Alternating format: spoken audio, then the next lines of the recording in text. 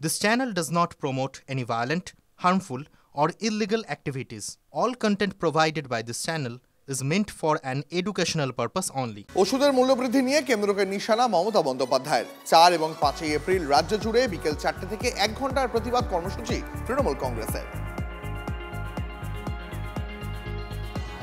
National pharmaceutical pricing authority যারা ওষুধের দাম নিয়ন্ত্রণ করে, এটা সেন্ট্রাল গভর্নমেন্টের সংস্থা। 748টা ড্রাগ ওষুধের দাম যা গরিব মানুষ কিনে, এবং 80টা নন শিডিউল ড্রাগ মানে ওষুধ ফ্রম দ্য 1 এপ্রিল 2025 বাড়িয়ে দিয়েছে। এইসব ওষুধ কিনে কারা? গরিব মানুষ, সাধারণ মানুষ, সমাজের যাদের ক্ষমতা নেই বড় বড় হসপিটালে গিয়ে প্রাইভেটে ট্রিটমেন্ট করা। আমি শক, যারা কোটিত্ব দিয়ে ট্রিটমেন্ট করতে পারে, এটা কি শুধু তাদের জন্য সরকার চলবে?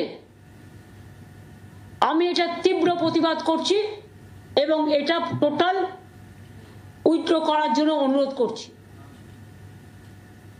এবং এর প্রতিবাদে আমরা 4 আর 5 শুক্রবার এবং শনিবার বেলা 4টের সময়, বেলা 4টে থেকে 5টা 1 ঘন্টা প্রতি ব্লকে ব্লকে, প্রতি ওয়ার্ডে ওয়ার্ডে ওষুধের দাম বাড়াচ্ছ কেন? মানুষের স্বাস্থ্য আজকে বিঘ্নিত কেন? মানুষের স্বাস্থ্য কেড়ে নিচ্ছ কেন? আর কত দাম দিতে হবে মানুষকে সুস্থ থাকার জন্য? এই দাবিতে আমাদের এলাকায় এলাকায় মিছিল মিটিং হবে। সবই যদি বেড়ে যায়, সরকারটা তো পড়ে যায়। এদিকটা নজর দেওয়ার জন্য অনুরোধ করছি।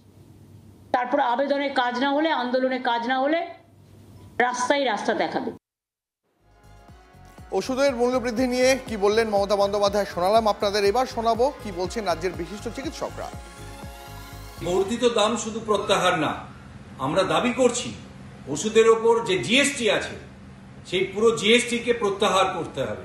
এখানে কেন্দ্র রাজ্য রাজনীতির ব্যাপার না, সাধারণ মানুষের স্বাস্থ্য, জীবনদায়ী ওষুধের প্রয়োজন, এই সবাইকে বুঝতে হবে, সব প্রশাসনকে বুঝতে হবে। তৃণমূলের অন্দরে বিভীষণ। এবার সরব চুঁচুড়ার বিধায়ক অসিত মজুমদার। যারা আমার বুথের সৈনিক তারাই আসল কর্মী। বিজেপির থেকে টাকা নিলে তৃণমূল করার কি দরকার?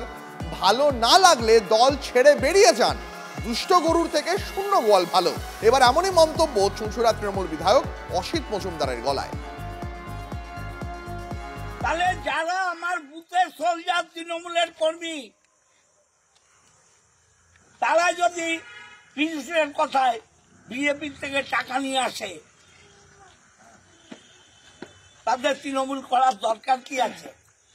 আইডেন্টিফাই করুন, তাদের সাথে বসুন, তাদের বোঝান, ভাই এটা করো না, তৃণমূল করলে তৃণমূলটাই করো, আর ভালো লাগলে বেরিয়ে যাও। দুষ্ট গরুর চাইতে শূন্য গোয়াল ভালো।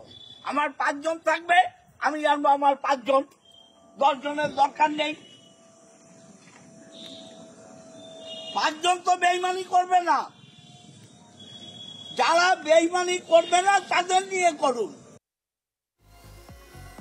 তৃণমূলের অধ্যাপক সংগঠন ওয়েবকুপার বিরুদ্ধে রাস্তায় নেমে বিক্ষোভ তৃণমূলপন্থী অধ্যাপকদেরই।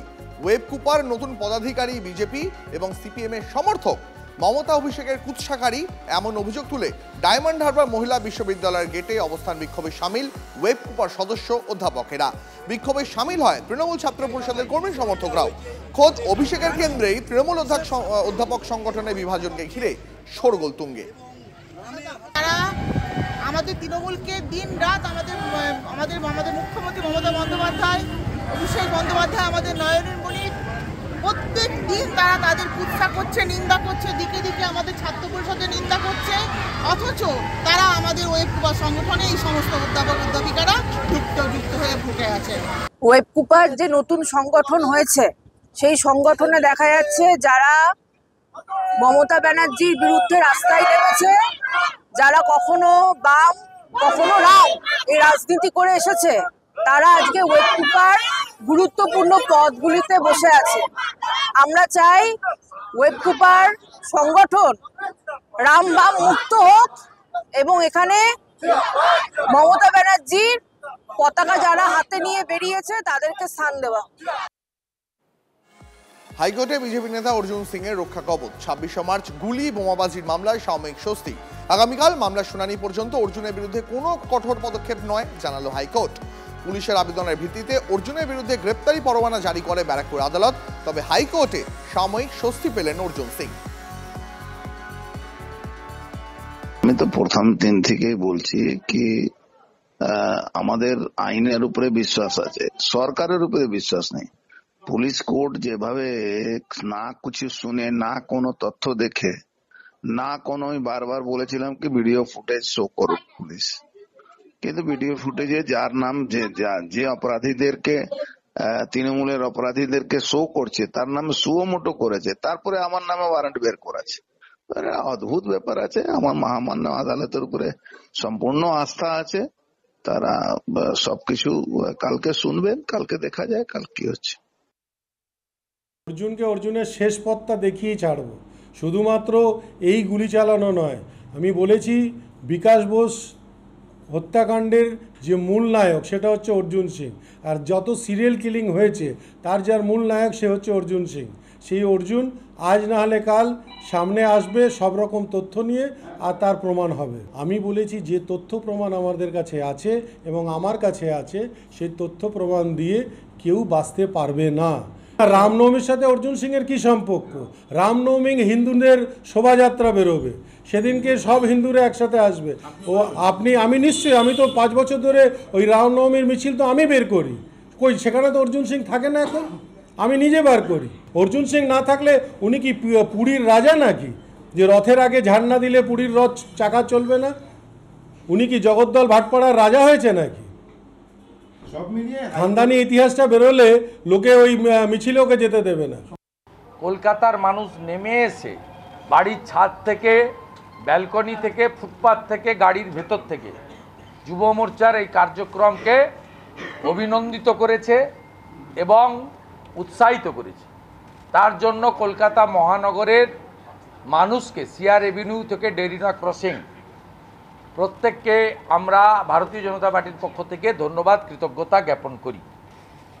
ইতিমধ্যে ডাক্তার ইন্দ্রনীল খান বিষয়বস্তু বলেছে, আমি আর রিপিট করছি না। আমাদের প্রেসে যে কপিটা আমরা রিসিভ করিয়েছি, মানে যুব মোর্চা করিয়েছে, মিডিয়া গ্রুপে আমরা দিয়ে দেব, আপনারা সেখান থেকে সম্পূর্ণ তথ্য পেয়ে যাবেন। তারপরেও যদি কোনো বিষয় নিয়ে ইন ডিটেলস আপনাদের জানার থাকে, আপনারা ডাক্তার ইন্দ্রনীল খান, জিএস জগন্নাথ চট্টোপাধ্যায় এবং পার্টির পক্ষে যিনি ইলেকশন কমিশন দেখেন সম্মানীয় শিশির বাজুরিয়ার কাছ থেকে নিয়ে নিতে পারেন ওভার টেলিফোন।